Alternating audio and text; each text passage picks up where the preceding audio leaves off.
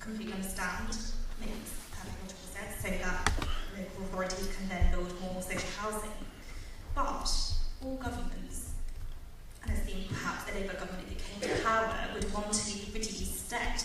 And this is one of the key tensions in delivering more social housing, is that if you're going to lift the borrowing cap, the government will have to basically prepare to take on more debt on its books. That's one of the key reasons why Treasurer at the moment has only actually, in the autumn budget, raised it slightly for local authorities in the highest demand areas. So if the Labour government were to come into power, and assuming that it would also want to reduce its debt, how would it go about delivering both goals of producing more social housing, which for reasons like you've described makes perfect sense to do so, and how could it also reduce debt? Brilliant, thanks. I'll take them batch of three. So can I get the gentleman in the front here? Thanks, Jeff B from York Fabians, and also York Plotlands Association. Paul Cheshire, in a report for the JRF, says the author concludes that mixed neighbourhoods treat a sense of inequality, not its cause, and in mixed communities, gentrification by stealth.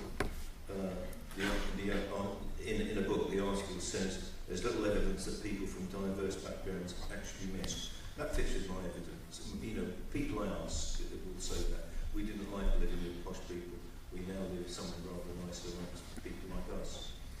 Now, York Plotlands believes that we could have starter homes for as little as 20 grand if we took out the planning permission premium. I've got a friend who bought a plot which will be 500 quid at agricultural prices for 130 grand because it had the signature saying you can build here. Now, why not give lots of plots to lots of people as a short-term measure to bring down the housing market? And just one last sweet comment. Why did John Healy appoint the CEO of Taylor Wimpey to sort the problem out?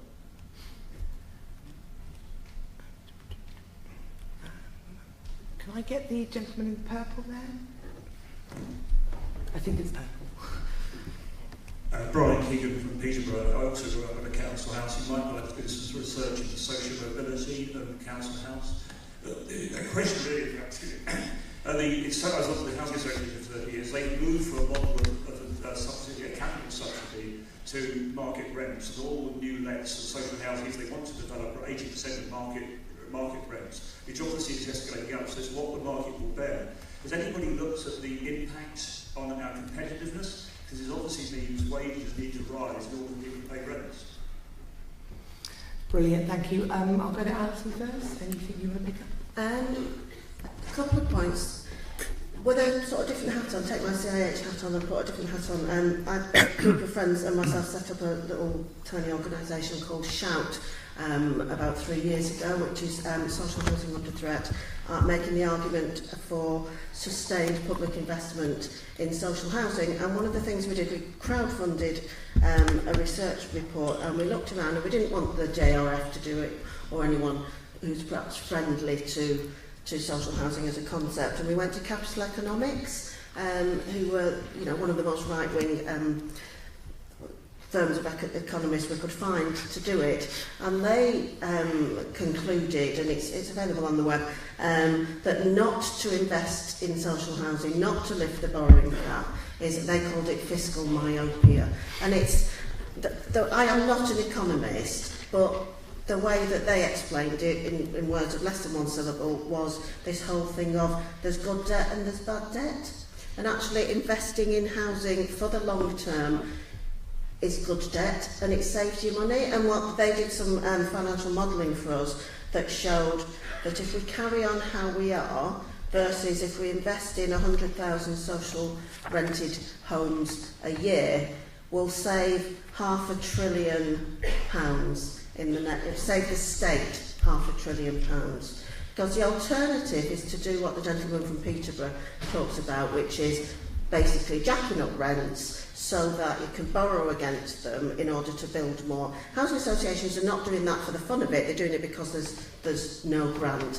What that does is something we do with no other areas of our civic society. What that says is the very poorest people pay more so that some more very poor people have somewhere to live. We do not say in the health service we're going to tax everyone with cancer a little bit more so that we can treat more people with cancer. We do not say that actually we're going to tax people, children with special educational needs, tax their families more so that we can provide services for other families like that. But for some reason we've fallen into a trap of thinking that's acceptable for housing. And if we do one thing in this sort of sudden new discourse about housing, it would be to say that that's actually wrong. Sorry, it's quiet now.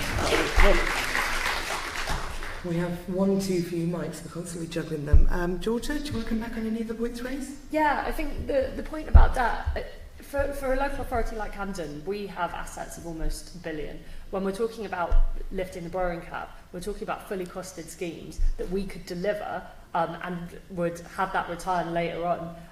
We're not talking about kind of tenuous open debt on the national books. We're talking about borrowing against our own assets to deliver housing in Camden. And so I think that it's prudent and it saves the government money because the housing benefit bill is something that hangs over them. But I think that they should go beyond just lifting the borrowing cap, and I think they should make a fundamental decision to invest in social housing. Because lifting the borrowing cap on its own is not enough. You need to look at how you value land, you need to look at the infrastructure to build. We don't have enough people in the industry coming forward in local government to be the surveyors and the architects and the managers of schemes to actually deliver the scale of our social housing ambitions. So lifting the borrowing cap for me is just a starting point. And I have to disagree a bit to what the gentleman at the bottom said about the social mix.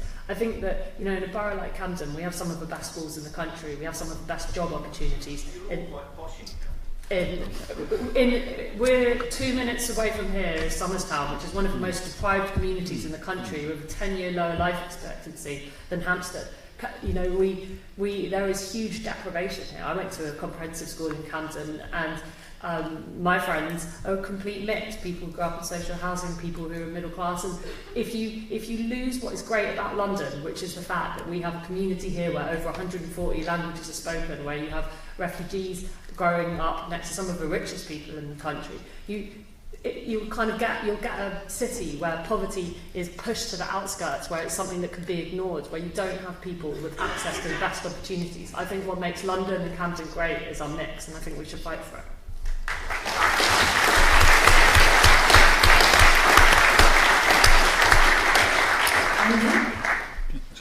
Say a few words. Firstly, George is completely right. 25% of the poorest wards in the country are in London. So, this idea that London is all a sort of great tapestry of affluence is, of course, a complete myth.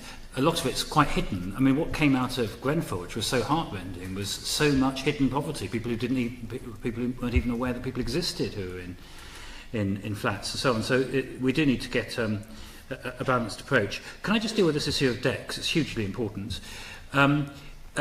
Alison referred to good and bad debt, but actually what the economists and experts in public finance refer to as secured and unsecured debt. The reason why it's perfectly sensible to invest in housing is because, of course, you have an income stream against it. In many countries, the public accounts don't actually have public housing as part of public debt because it's got a secured income stream against it, and therefore it isn't an unfunded debt which the state has a liability for in the future. On the contrary, provided you build the houses in places where people actually want to live, so you're not building houses which are going to be empty, and that is not a problem in most of southern England at the moment. Of course, you will have an income stream right out into the future, and therefore you've got no problem funding the debt at all.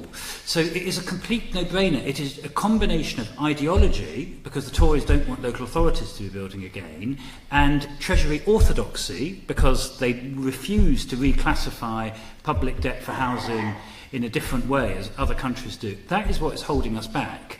Now, that's the bad news, is that they've managed to do this now for the best part of 30 years. The good news is that these things are very easy to change. A Minister for Housing, even if it's one of these ones that's only here for a year, they can actually, with the Treasury consent, make two big changes. They can reclassify public debt, and they can allow local authorities to borrow. If they do those two things, then Georgia and her colleagues can get going in a big way.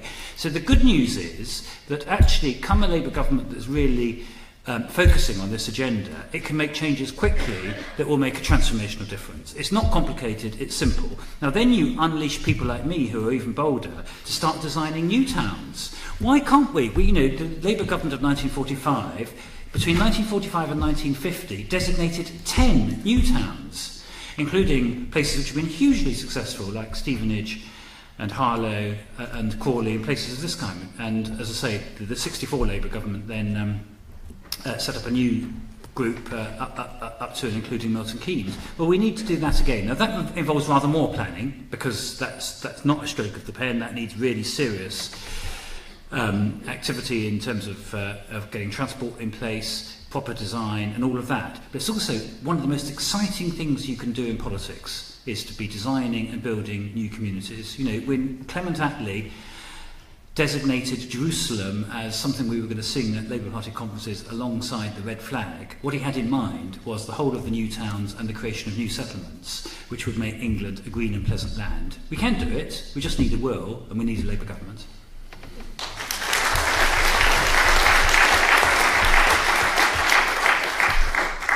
Just out of interest, what's your favourite new town? Is it Milton Keynes? I love Milton Keynes because Network Rail is based there, so it's now becoming the railway centre of the country. But remember, when Milton Keynes was designated as a new town in 1967, I said earlier in the earlier session that this tells you so much about the catastrophe of post-war transport policy. In the year that Milton Keynes was designated as a new town and became a city, the East-West Rail line, which served Milton Keynes, the Cambridge Milton Keynes Oxford line, was closed in the same year.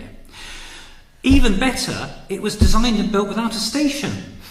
It took 15 years before a station was opened in Milton Keynes. So I'm all in favour of not only joined up transport policy, but crucially joining up housing policy and transport policy, and in particular building new communities where public transport is the main means of communications, and we also get cycling embedded. So we need to learn the lessons from the failures of the new towns as well as the successes. Brilliant. And Greg, will you tell us your thoughts on the points and also your favourite new town? Oh, my favourite new town, goodness. Oh, I was going to say, look, borrowing money to end up owning a home is about as ingrained in the British national psyche as you can get. And so it seems to me it must be possible for us to win an argument that as a country we borrow some money in order to end up with some more houses.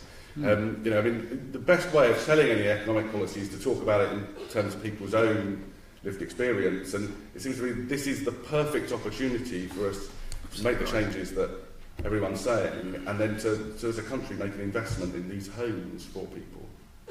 Has anyone got any idea how to take this 130 grand planning permission value out of? If you just wait a moment, we're going to take questions from the floor, and I'll take